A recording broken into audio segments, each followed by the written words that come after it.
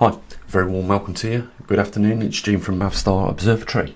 Guys, you may be wondering where we've been over the last week. Well, we've been here at the observatory despite a strike for a video that was put up on YouTube in 2019. Things have still been running as usual here at the observatory, and in fact, being we haven't been doing any videos, we've been just improving a few things with regards to the equipment that we use. We've actually got round to rebuilding the oxygen sensor box. There's a few more components I've got to do to put that back together, but once it's all finished I'll show you guys, as well as some of the other equipment here that we use. I've also got a half finished muon detector on the desk which is being put together. Maybe a few of you guys would like to see that.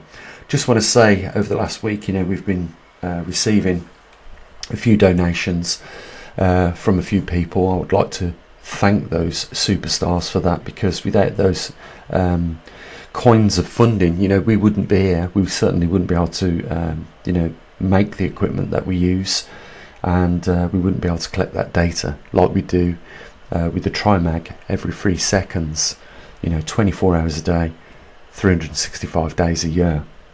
Despite being being given a strike by YouTube, we've still over the last week been collecting data as we usually do. Our magnetometers that we've got in other countries, they collect data every 15 minutes, sampling the magnetosphere strength over that region every 15 minutes. And I'll be doing an Earth Alpha update tomorrow. You're welcome to come and join us to just get a grip on what is going on around your world. The reason why we're looking at the sea ice extent is because, despite Al Gore saying in the 90s that there wouldn't be any snow or ice over the Arctic Circle, well, you can see that it's rebounded more than it ever has done, almost going back to 1972 average line. We have rebounded in the last 2 years over 2 million square kilometers. I recently showed you in a video just how big that area is in size. It covers the whole of the United Kingdom, including Ireland, and a good chunk of Europe as well. That's a lot of ice in 1 year that has rebounded, and we've got this year's rebound on top of that. And it is starting to look like there has been a break in the trend, or at least going back to 2012, where it was in reduction.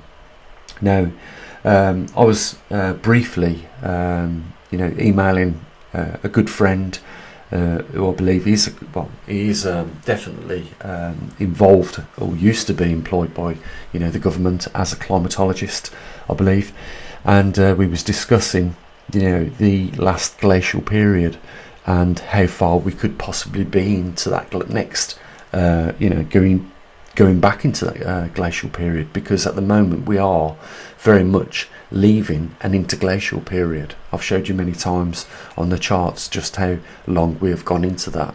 I suggested on average around 6,000 years ago we'd started to go back into a glacial period, and Robert was saying it could be as long as 8,000 years.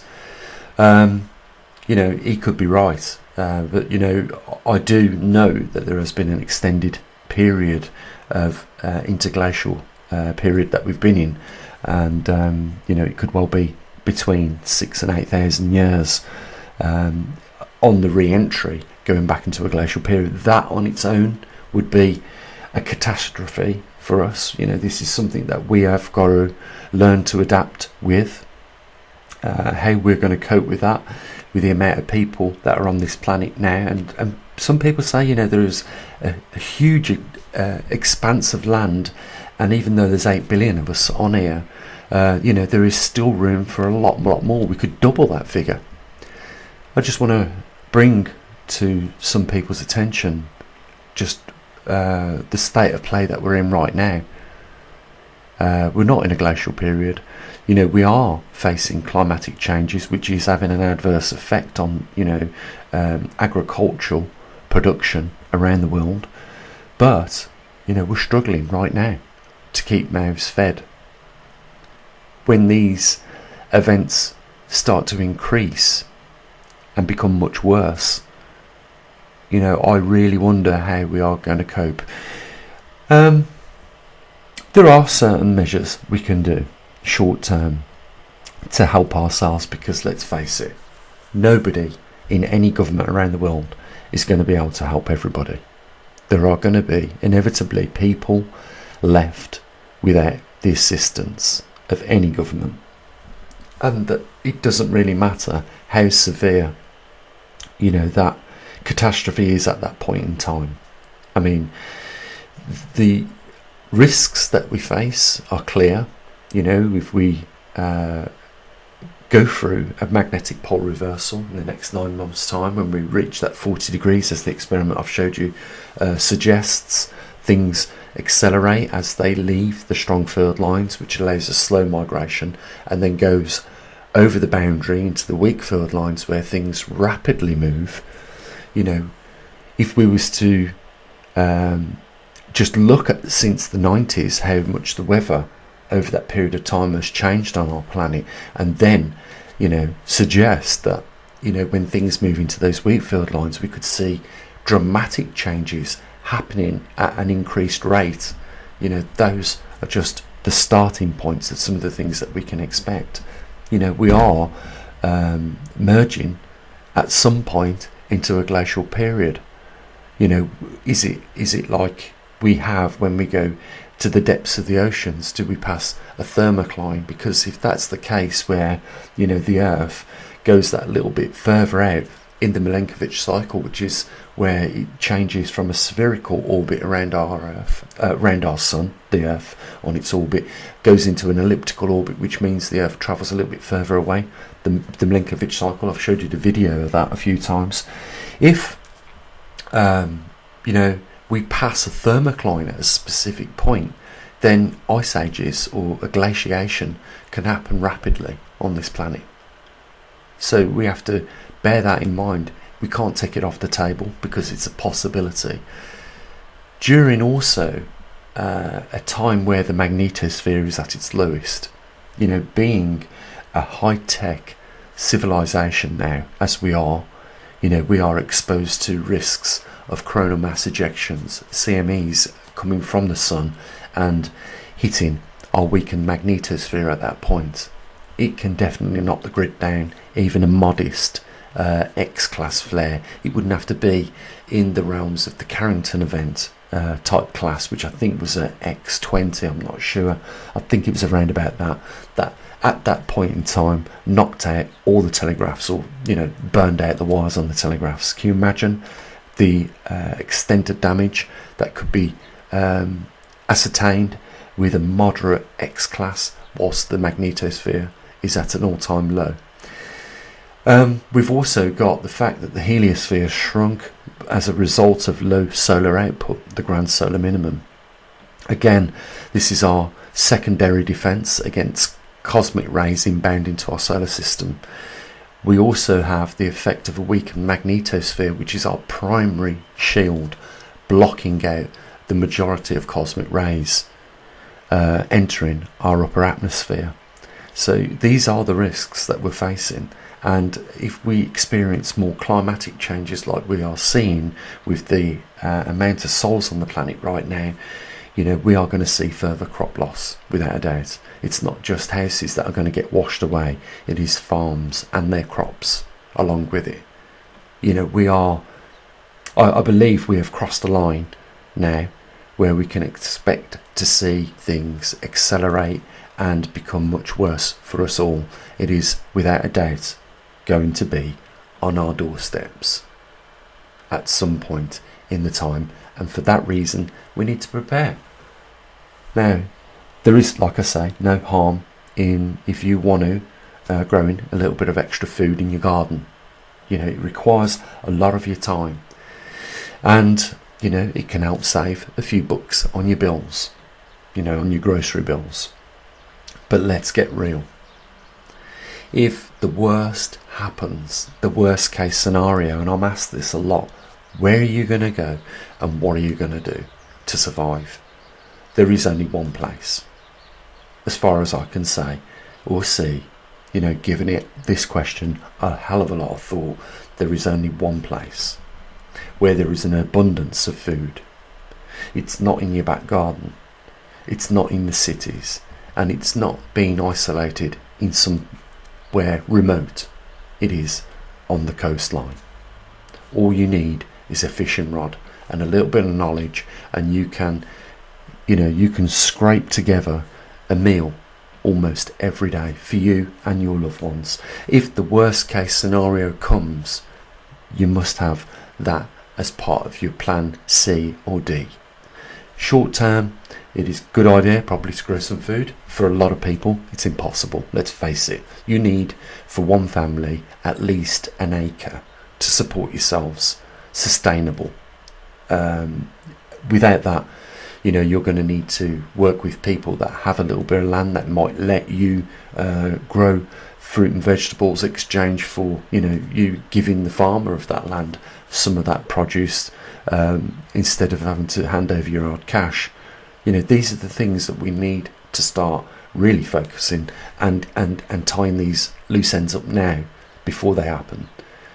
Last thing I want to see is any of you that are here right now listening to me, standing there telling your loved ones that you never thought that this could happen, having watched a few of these videos that we put out there warning people of the real possibilities of them affecting you.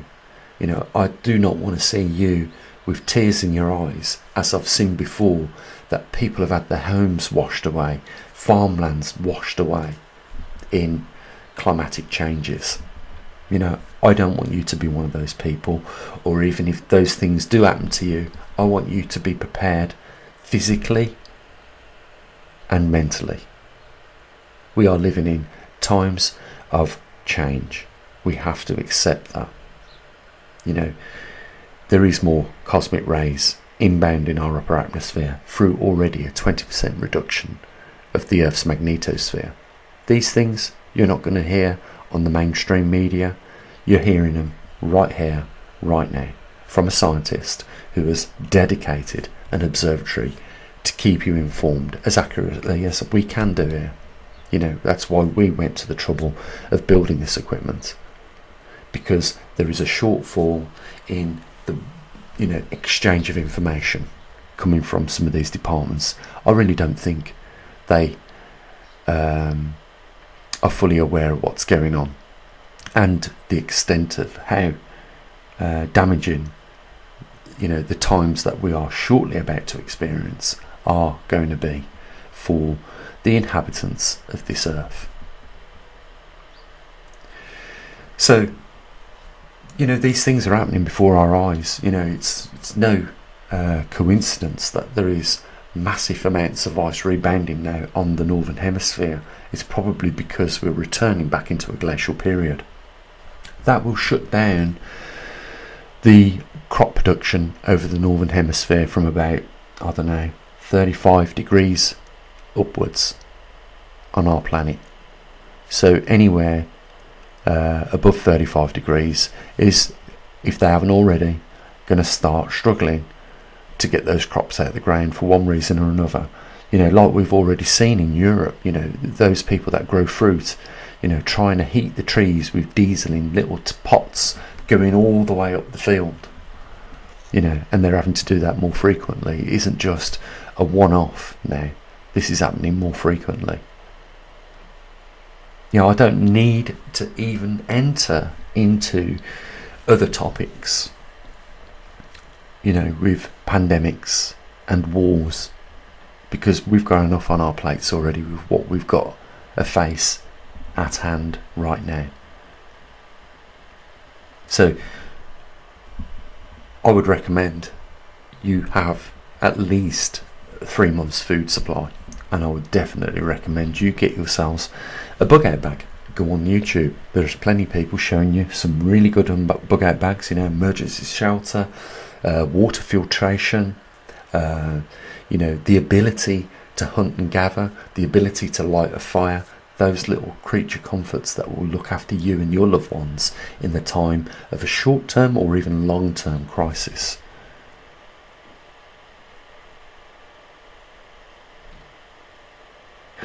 Like I said, tomorrow, guys, we're going to get back to doing an Earth Alpha at a glance. We'll look at volcanoes that are erupting. We'll look at the largest earthquake in the last 24 hours that's occurred. We'll also update the Earth Alpha at a glance website page on our website, Poleshift News. There's lots of stuff on there, guys. If you haven't been over to Poleshift News yet, take yourself over there. You know, we've got the Schumann resonance. We've got, cosmic radiation from not just our own observatory but from other observatories. We've got what else? We've got sea ice extent, volcano maps. You can type in what particular earthquake you're interested in looking at with regards to magnitude, and it will find it for you. You know, and you can go back into an archive on these things. You can look at our Earth Alpha at a glance. You know, it's archived. The Trimag data is archived. The magnetosphere data is archived. You can have a look at all this stuff free of charge. There is a donate button there, but it's not mandatory, as is, you know, supporting our observatory. It's not mandatory, but, you know, we can't physically do it without any funding whatsoever. And for that reason, I'll just briefly mention the link in the box down there. We are, as a result of being given a strike by YouTube, a week behind on what we usually do raise in the month. So, you know, it would be greatly appreciated if we could get a little bit of support before the end of the month comes. You know, we're not far away from that. Only other thing to say is, guys, you have an amazing day. Take care of your loved ones, and just bear in mind a few things that we've talked about in this video, because it's not a case of if, it's a case of when. That could be 9 months away. Link down there in the description if you want to support us.